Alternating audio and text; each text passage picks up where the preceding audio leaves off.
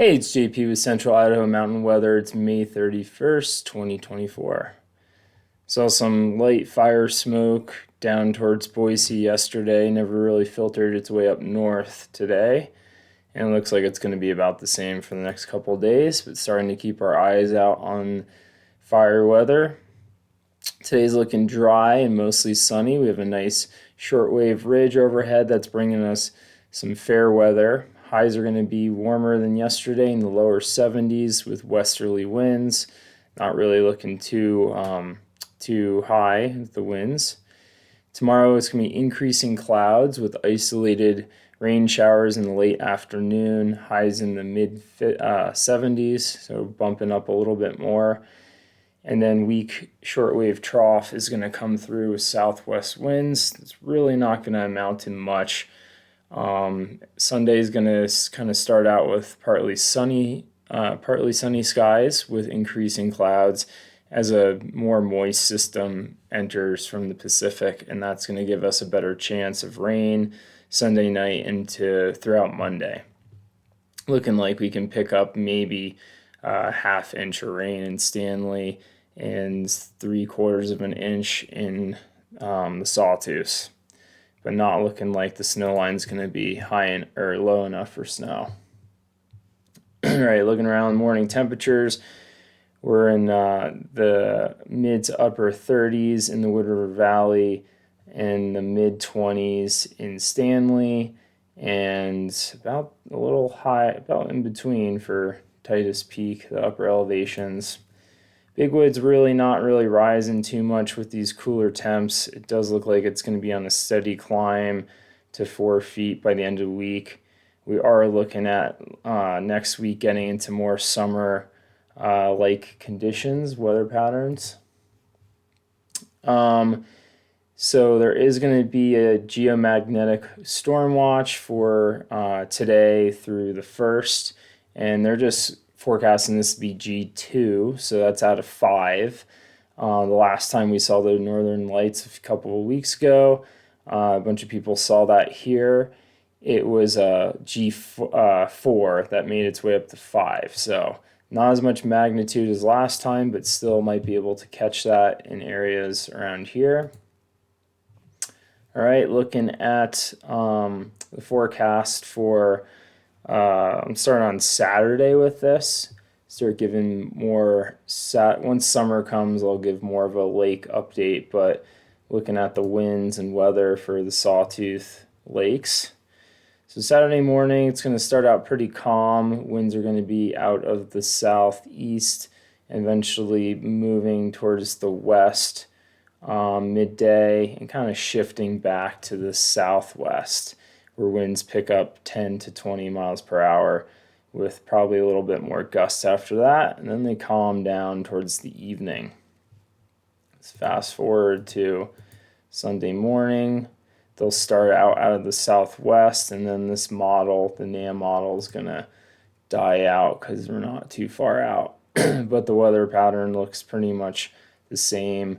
The winds are going to increase, I know that much, Sunday afternoon with that storm system coming in. So it's probably going to be pretty breezy and gusty from the southwest as Sunday progresses. All right, this didn't load. So it looks like I was trying to track down this fire in southwest Idaho. I didn't really come up with much, but I think that was producing that smoke yesterday that never really made its way up here. Doesn't look like it's going to continue to do that over the next couple of days. Looking at the satellite reel, we have this big area of low pressure here that's going to be spinning a cold front through tomorrow afternoon, but that cold front does not look like it's going to really have significant impacts. We're looking for the one that's coming through Sunday night into Monday. So looking at pretty benign weather. All right, looking at the HER forecast, looking at the weather model to see if it's going to rain or snow. So tomorrow afternoon, you can see there's some weather coming through Galena Pass into the Sawtooth and Stanley these aren't really heavy producing rainstorms, so you might see like less than 1/10 of an inch, just a little, enough to get the dirt wet and then pass through. So again, nothing significant until Sunday.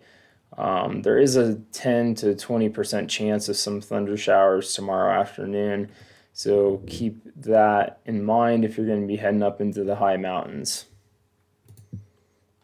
Looking at our snow, it's like dwindled quite a bit since I looked at this a week ago. This is projected amounts, but calling for like 14 inches on Hyman Peak, which I think probably there's more snow out there than that. Looking at it from Carbonate yesterday, but still it's melting pretty quick. All right, looking at the next 6 to 10-day outlook, we were above normal for temperatures, so we're shifting into a summer-like pattern, and we're going to be below normal for our precip as well. So looking hot and dry. And we can see that in the temperature trends. This is looking at for next week. We're going to be getting into the 80s. Oof. We had one day where it was 80 this last week, and that felt hot. This is going to be pushing the mid 80s by next Friday. All right, and lastly, looking at the 500 millibar models for the GFS run.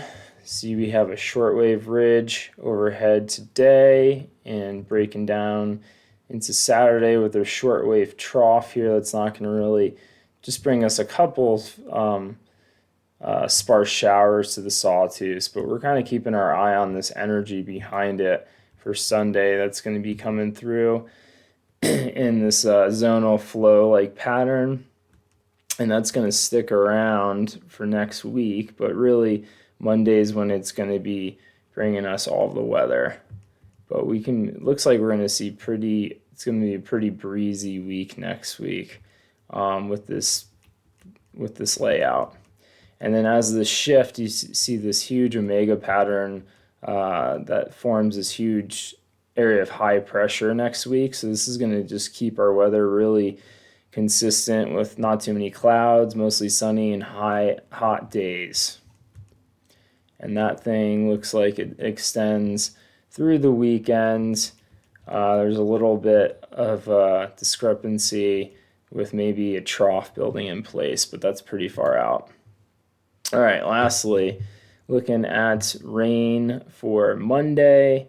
So looking in the Wood River Valley, looking at 1/10 to 2/10 of an inch, so nothing crazy. But then looking up towards the Sawtooth, maybe picking up an inch along the hill crest there. That is going to be, the snow line is going to be pretty high. It's like going to be around 10,000 feet, maybe higher. So that's pretty much the tops of the peaks. Might have a little white coating of snow, depending on that snow line. And then in the valley floor, looking at around 1/2 inch of rain. So it's a pretty good rainfall for the Sawtooth Valley up there. And that's all I got for you.